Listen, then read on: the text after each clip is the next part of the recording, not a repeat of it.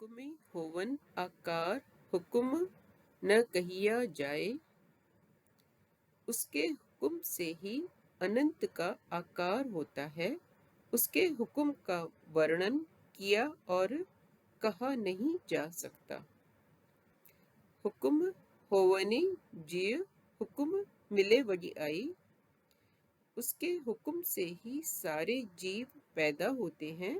उसके हुक्म से ही ईश्वर के द्वार पर बड़प्पन मिलता है और शोभा प्राप्त होती है। हुक्मे उत्तम नीच हुक्मे लिखी दुख सुख पाइयै। उसके हुक्म से ही कोई मनुष्य उत्तम या नीच बनता है और उसके हुक्म से ही अपने किए कर्मों के अनुसार कोई मनुष्य दुख या सुख पाता है। इकना हुक्म बख्शीस इक हुक्मी सदा भवाई आई। उसके हुक्म से ही मनुष्यों पर उसकी बख्शीश होती है और उसके हुक्म से ही कुछ मनुष्य माया के मोह में भ्रमित होकर जन्म मरण के फेरे में सदा भटकते फिरते हैं। हुक्मे अंदर सबको बाहर हुक्म न कोई। हर कोई उसके हुक्म आज्ञा के अधीन है। कोई भी उसके हुक्म आज्ञा से परे नहीं है। नानक हुक्मे जय बुझे त हऊ में कहे न कोई। नानक कहते हैं जो उसके हुक्म को बूझ लेता है और उसकी आज्ञा को समझता है वह मैं ही हूँ के अहम भाव में मैं नहीं कहता। श्लोक संख्या 2 का भाव। उसके हुक्म से ही सब कुछ होता है। सब परिस्थितियां वह ही उत्पन्न करता है और हमें उचित रूप से सुख दुख देकर वह यह भी सुनिश्चित करता है कि हम उन सब परिस्थितियों में उत्तीर्ण उतरें। जो ये बात समझ लेता है वह हार या जीत का अहंकार नहीं करता। गावे को ताण होवे किसे ताण। कोई उसकी शक्ति के बारे में गाता है पर वह शक्ति किसके पास है जो उसकी अनंत महिमा का बखान कर सके। गावे को दाती जाने निशान। कोई उसकी दातों देन के बारे में गाता है और शुक्र मनाता है क्योंकि इन दातों को वह ईश्वर की कृपा का निशान समझता है।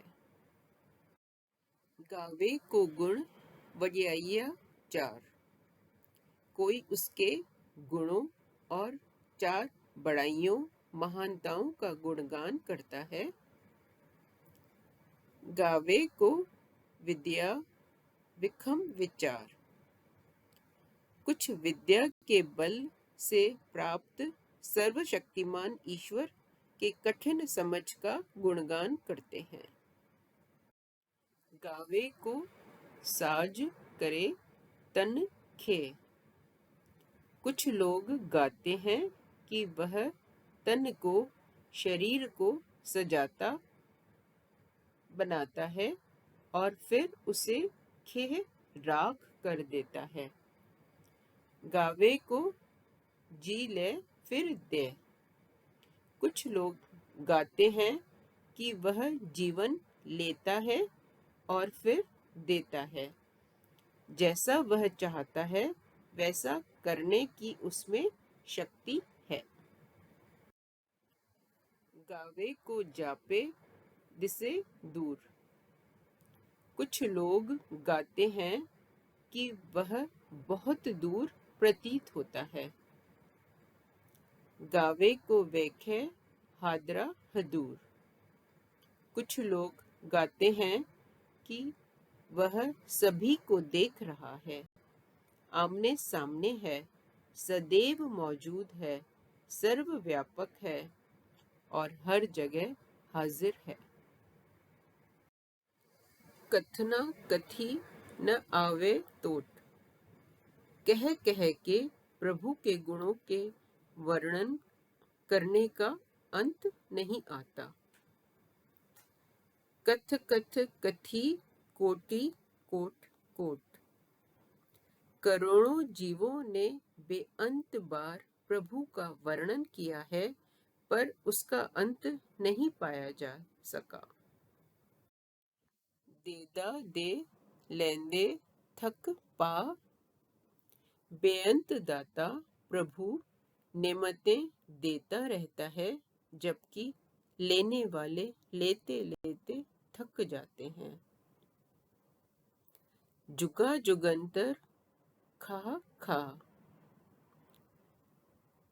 खा ही खा, सब जीव युगों युगों से ईश्वर के दिए पदार्थ खाते चले आ रहे हैं। हुक्मी हुक्म चलाए रहा, जिसका हुक्म चलता है वह हुक्मी प्रभु अपने हुक्म से संसार के कार्यों वाली राह चला रहा है। नानक विगसे वे परवाह, नानक कहते हैं यह संसार संभालने पर भी वह बेपरवाह निश्चिंत होकर खिलता है और प्रसन्न अवस्था में रहता है। श्लोक संख्या 3 का भाव।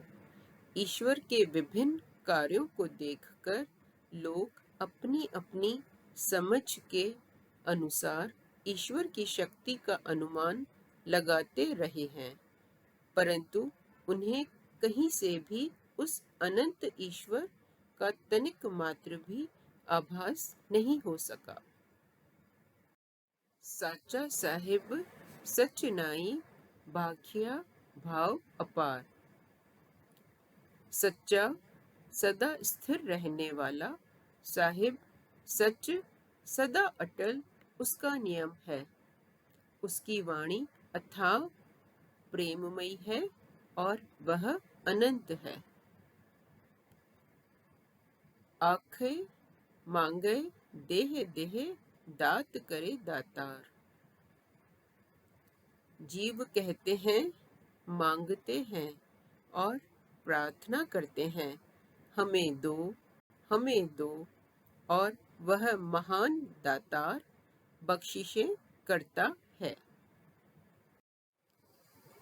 फेर की अगे रखिए जित दिसे दरबार, अगर सारी दातें वह बख्श रहा है तो हम उस प्रभु के आगे क्या भेंट रखें जिससे हम उसकी दरबार के दर्शन दिख जाएं। मुँह की बोलन बोलिए जित सुनी घरे प्यार, हम मुँह से कौन से बोल बोलें, वचन कहें, कैसी प्रार्थना करें कि जिसे सुन के वह हरि हमें प्यार करने लगे। अमृत वेला सच नाउ वडियाई विचार, अमृत काल में भोर से पहले के अमृत घंटों में सच्चे नाम का जाप करें, प्रभु का स्मरण करें और उस महान गौरवशाली प्रभु के बड़प्पन का विचार करें। कर्मी आवे कपड़ा नदरी मुख द्वार, ऐसा करने से प्रभु की मेहरबानी होती है, उसके प्रेम का कपड़ा मिलता है और उसकी नजर कृपा दृष्टि से मोक्ष का द्वार प्राप्त हो जाता है। नानक एवे जानिए सब आपे सचियार, नानक कहते हैं इस तरह ये जान लेते हैं और समझ आ जाता है कि सच्चा प्रभु आप ही सब जगह व्यापक है। श्लोक संख्या 4 का भाव। कोई धन संपदा भेंट करने से जीव की प्रभु से दूरी मिट नहीं सकती, क्योंकि ये दातें तो उस प्रभु की ही दी हुई हैं।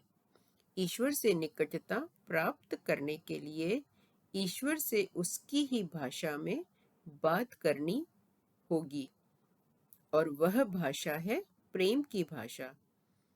जो व्यक्ति हर समय प्रभु की याद में जुड़ा रहता है, वह उसके प्रेम की चादर, प्रेम पटोले में लिपटा रहता है, जिसकी बरकत से उसे हर जगह परमात्मा ही दिखाई देने लगता है।